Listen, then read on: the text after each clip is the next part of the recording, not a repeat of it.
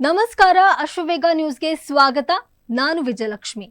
ವಿಧಾನಮಂಡಲದ ಜಂಟಿ ಅಧಿವೇಶನ ಉದ್ದೇಶಿಸಿ ರಾಜ್ಯಪಾಲ ಥಾವರ್ ಚಂದ್ ಗೆಹ್ಲೋಟ್ ಮಾತನಾಡಿದ ಬಳಿಕ ಪ್ರತಿಕ್ರಿಯಿಸಿದ ವಿಧಾನಸಭೆ ಪ್ರತಿಪಕ್ಷ ನಾಯಕ ಆರ್ ಅಶೋಕ್, ರಾಜ್ಯ ಕಾಂಗ್ರೆಸ್ ಸರ್ಕಾರ ಲೂಟಿ ಸರ್ಕಾರ ಎಂದು ವಾಗ್ದಾಳಿಯನ್ನು ನಡೆಸಿದರು.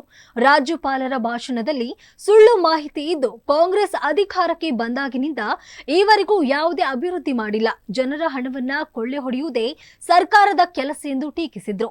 ಬಿಜೆಪಿ ಕೇಂದ್ರ ಹಾಗೂ ರಾಜ್ಯ ಬಿಜೆಪಿ ಜಾರಿಗೆ ತಂದ ಯೋಜನೆಗಳನ್ನ ನಾವೇ ತಂದಿದ್ದೀವಿ ಅಂತ ರಾಜ್ಯ ಸರ್ಕಾರ ಬೆನ್ನು ತಟ್ಟಿಕೊಂಡಿದೆ.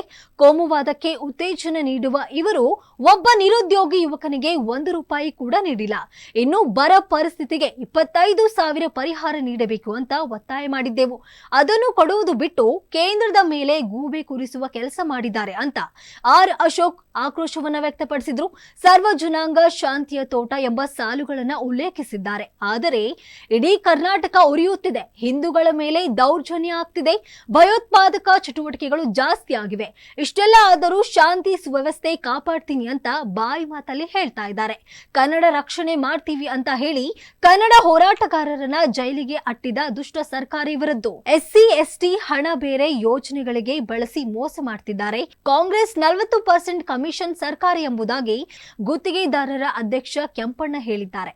ರಾಜ್ಯಪಾಲರ ಕೈಯಲ್ಲಿ ಸುಳ್ಳುಗಳನ್ನ ಹೇಳಿಸಿದ್ದಾರೆ ಎಂದು ಆರ್ ಅಶೋಕ್ ವಾಗ್ದಾಳಿಯನ್ನು ನಡೆಸಿದ್ದಾರೆ. ಇದಾಗಿತ್ತು ಈವರೆಗಿನ ಸ್ಪೆಷಲ್. ನಿರಂತರವಾಗಿ ನೋಡ್ತಾ ಇರಿ ಅಶ್ವವೇಗ ನ್ಯೂಸ್.